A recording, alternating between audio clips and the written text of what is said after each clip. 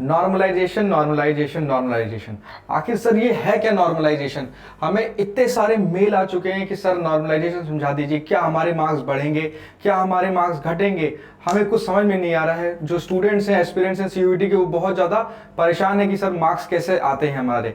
ठीक है, तो आगे बढ़ने से पहले चैनल को लाइक करें, सब्सक्राइब करें। अगर पहली बार आ रहे हैं तो लगातार जुड़े रहें, क्योंकि हम लगातार सीयूईटी से रिलेटेड अपडेट इस चैनल पे देते रहते हैं। तो आइए समझते हैं नॉर्मलाइजेशन आखिर है क्या।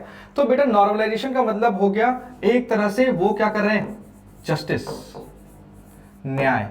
कैसे न्याय कर रहे हैं? क्योंकि पेपर ऐसा नहीं है कि सीयूईटी का पेपर एक ही दिन में क्या हो रहा है, कंडक्ट हो जा रहा है। नहीं, सीयूईटी का पेपर अलग अलग शिफ्ट्स में हो रहा है। शिफ्ट डे 1 में कुछ पेपर होते हैं, डे 2 में कुछ पेपर होते हैं, और डे 3 में कुछ पेपर होते हैं। ठीक है, तो अलग अलग डे में पेपर हो रहा है। पहला डिफरेंस तो ये है स्टूडेंट्स, और अलग अलग शिफ्ट में पेपर हो रहा है। मतलब डे 1 में भी क्या होता हो सकते हैं, 1-2 शिफ्ट हो सकते हैं। अब नॉर्मलाइजेशन का मतलब क्या है? मान लेते हैं कि डे 1 के दिन एक पर्सन ए है, उसके कुछ मार्क्स आए 176 और बी वाले के आए 150। ठीक है, अब मार्क्स तो चलो पास पास है, पर ऐसा बिल्कुल हो सकता है कि डे 1 के दिन शिफ्ट 1 में उस सब्जेक्ट में जो क्वेश्चंस थे, हो सकता है वो उतने टफ ना आए हों जितने डे 1 के शिफ्ट 2 में आ गए हों।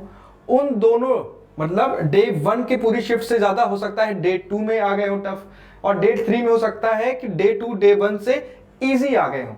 तो बेसिकली क्या हो रहा है कि हर शिफ्ट में पेपर आपके अलग अलग तरह से आ सकते हैं, depending upon the questions they are asking. ऐसा हो सकता है कि किसी शिफ्ट में बहुत टफ पेपर आ गया, ठीक है ना, बहुत टफ क्वेश्चंस आ गए, और किसी शिफ्ट में क्या हो गया, बहुत इजी क्वेश्चंस आ गए। अब ये तो जो टफ वाले बच्चे हैं उनके साथ क्या हो जाएगा, नाइंसाफी। तो ऐसा नहीं है कि सीयूईटी अकेले इस प्रोसेस को करता है, यूपीएससी भी इस प्रोसेस को करता है, नॉर्मलाइजेशन जिसे वो स्केलिंग कहता है। ठीक है, आपका एसएससी भी करता है, आईबीपीएस पीओ भी करता है। ठीक है, तो जितने एग्जाम हैं जिसपे अलग अलग या तो एग्जाम्स में सब्जेक्ट्स हैं या फिर अलग अलग शिफ्ट में हो रहा है, तो उसमें नॉर्मलाइजेशन का एक प्रोसेस है। क्यों है वो प्रोसेस? क्योंकि हमें ये चेक करना है कि किसी भी स्टूडेंट के साथ इनजस्टिस ना हो जाए। ऐसा नहीं है कि आप जो सरल करके आएगा उसको तो फिर ऑब्वियसली मार्क्स, उसको ज्यादा मार्क्स आएंगे, और जिसका पेपर बहुत टफ आ जाएगा उसके मार्क्स कम आएंगे। पर सेम एग्जाम में क्या इतना वेरिएशन होना चाहिए? नहीं, सेम एग्जाम में इतना वेरिएशन नहीं होना चाहिए। इसीलिए तो हम क्या लेकर के आए हैं, नॉर्मलाइजेशन। ठीक है, समझ में आ रहा है? तो बेसिकली क्या है, पेपर की डिफिकल्टी लेवल को मैच करने के लिए कि सबके पेपर की जो डिफिकल्टी लेवल है वो हमेशा एक जैसी रहे, हम स्कोर को क्या करते हैं, नॉर्मलाइज। अब आपका जब रिजल्ट आता है तो आपके पास अभी आंसर की आने के बाद सब स्टूडेंट्स ने अपना रॉ स्कोर को क्या किया, कैलकुलेट किया। रॉ स्कोर का मतलब ये है कि जिसके जितने मार्क्स आ गए हैं आंसर की से चेक करने के बाद और सही गलत सब हो जाने के बाद, वो आपका क्या है, रॉ स्कोर। इसको नॉर्मलाइज स्कोर नहीं बोला जा रहा है, this is not normalize score, ये है आपका रॉ स्कोर, जिसमें से आप नेगेटिव हटा रहे हैं और जितने आपके करेक्ट हैं उसके बेसिस पे मार्क्स आ रहे हैं अगर, तो ये आपका होगा रॉ स्कोर। यही रॉ स्कोर जो है अलग अलग शिफ्ट में अलग अलग स्टूडेंट्स का आ सकता है। मान लेते हैं कि डे 1 के दिन कई सारे बच्चों के रॉ स्कोर बहुत ज्यादा आ गए, ठीक है, फिर उस दिन चेक भी होगा कि क्या पता कहीं पेपर बहुत इजी तो नहीं आ गया, फिर ऐसे ही अगले दिन कम आ रहे हैं। तो रॉ स्कोर का मतलब ये नहीं है कि ये आपका फाइनल स्कोर है। फाइनल स्कोर आपका हमेशा कैसा होगा, नॉर्मलाइज्ड स्कोर। कैसा होगा, नॉर्मलाइज्ड स्कोर।